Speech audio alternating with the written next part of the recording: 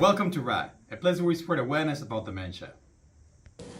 Could you touch on the 12 modifiable factors and maybe give an example or two? Okay, so we used to think there was nothing you could do to stop dementia. We used to think, oh well, if there's a dementia looming in your future, there's nothing you can do about it. And then in 2016, the Lancet, which is like the gold standard research authority and publication in America, researched all of the research on dementia, and they said there are 12 things that we know that if a population of people put these things into practice, we would be able to reduce the rates of dementia by up to 50%.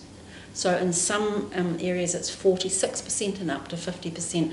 And some of them are incredibly obvious. So if you look after your physical health, which means you look after your cardiovascular health, then your brain is healthier. So not smoking, not drinking to excess, eating well, exercising, sleeping well, they are really obvious things. You look after your general health, your whole body's better, your brain is better. That makes sense. And if you particularly look after your heart, you're looking after your brain. And then they discovered really not so obvious things, like if you socialise and you go out and you interact with people, your brain is working harder to remember people's names and what conversation you had before and where you've met them before, so that actually people who don't socialise can decline quicker. So we know that people who retire and give up on life and stay at home and watch telly are much more likely to decline. But they also found that people who are lonely are more likely to develop dementia, so that socialising is really important. Then they discovered, of course, there's a connection. They don't know which came first, the chicken or the egg, but there's a connection between late life depression and dementia. And so what they're saying is if you can prevent depression and treat whatever depression is there very quickly and get on top of it, that helps to prevent the onset of dementia. And then there were obvious things that came out of some big studies they've been doing over 50, 60 years, like the more education you have as a young person, the more you actively engage your brain and use your brain, the more brain cells you create, the more pathways you create, the more brain cells you can lose later on without having an effect.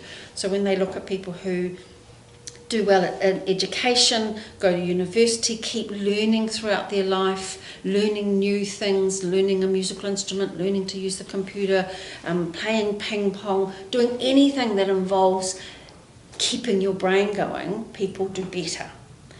And it isn't doing the same crossword you've done for 50 years, it's actually doing new intellectual stimulation.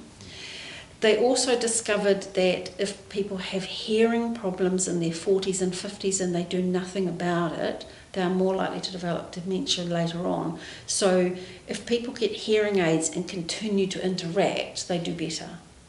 And then the last thing that in fact individuals don't have a lot of control over, but is certainly a government-to-government responsibility, is air pollution.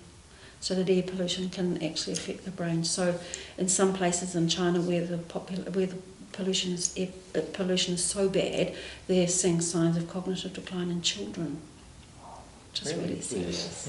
Yeah. So I think that's the 12. I hope I've covered them all. Yeah.